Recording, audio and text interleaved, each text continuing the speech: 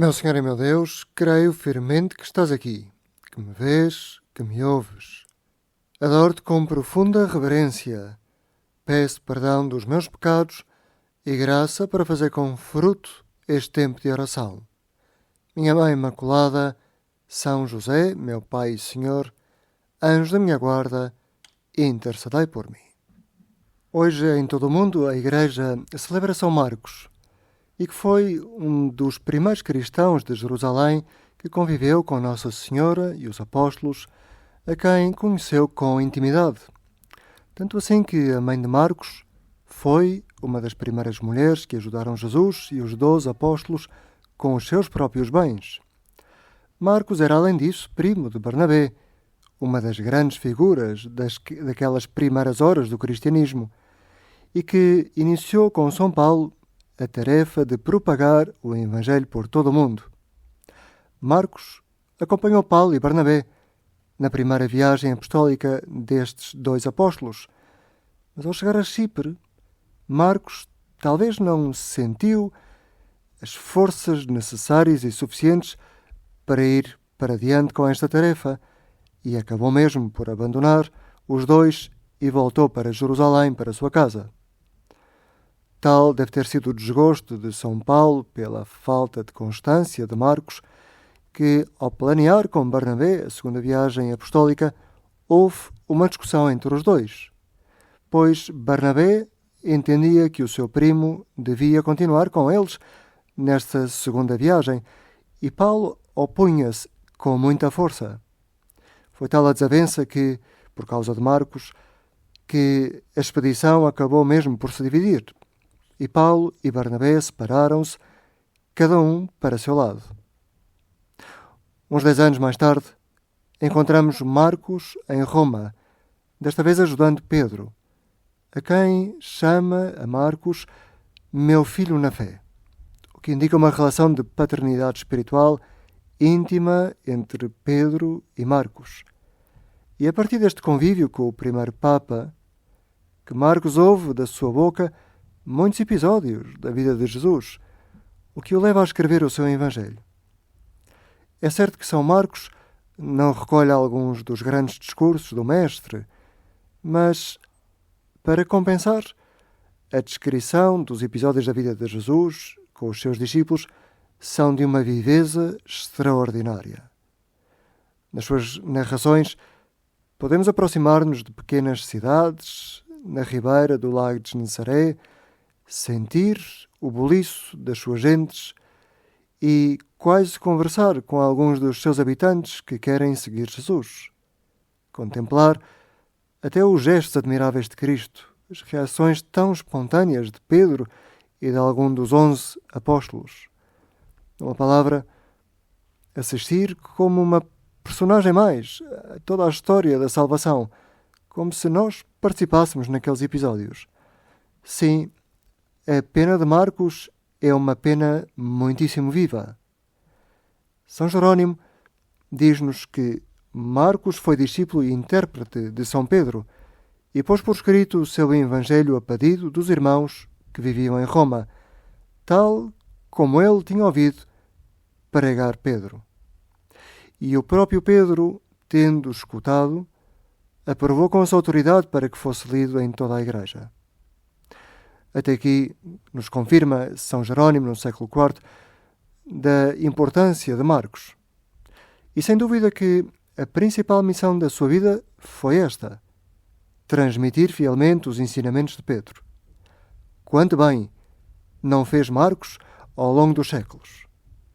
Como devemos agradecer-lhe hoje o amor que pôs no seu trabalho e a correspondência fiel à inspiração do Espírito Santo.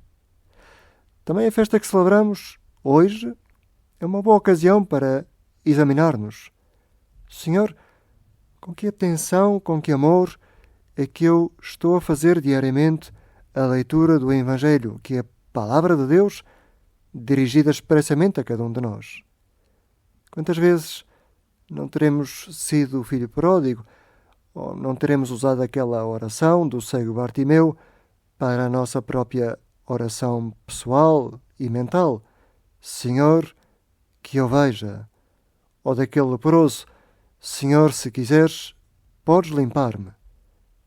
Quantas vezes não teremos sentido no fundo da alma que Cristo nos olhava através das páginas do Evangelho e nos convidava a segui-lo com maior proximidade, ou a romper, cortar um hábito que nos afastava dele, a viver melhor a caridade, como vivia ele com os seus discípulos, com aquelas pessoas que talvez discutiam com Jesus.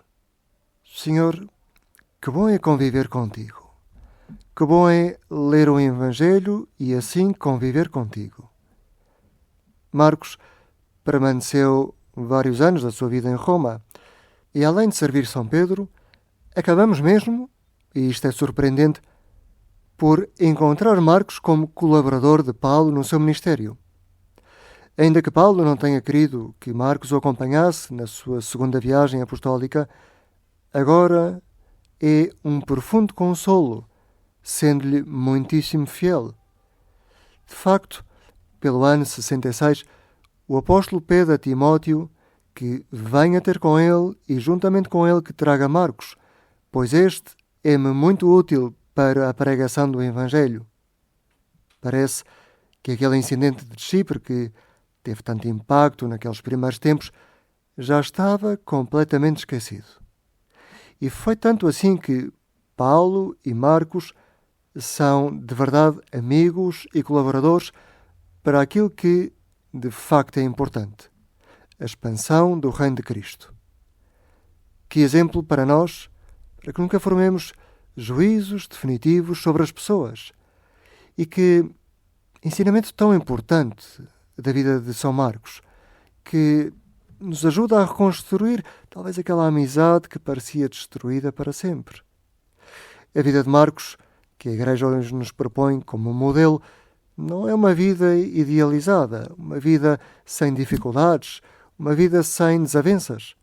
É uma vida real, a vida dos discípulos de Jesus, que também tem as suas reconciliações feitas com sabedoria. Senhor Jesus, que nós entendamos, que a Tua graça nos faça entender, que as derrotas, as traições, as covardias têm a sua importância, mas por isso nós te pedimos perdão e ajuda, e que para Ti o mais importante é que nós recomecemos. Tu, Senhor, confias em nós e por isso queremos ser fiéis e dispor-nos quanto antes a receber a Tua graça.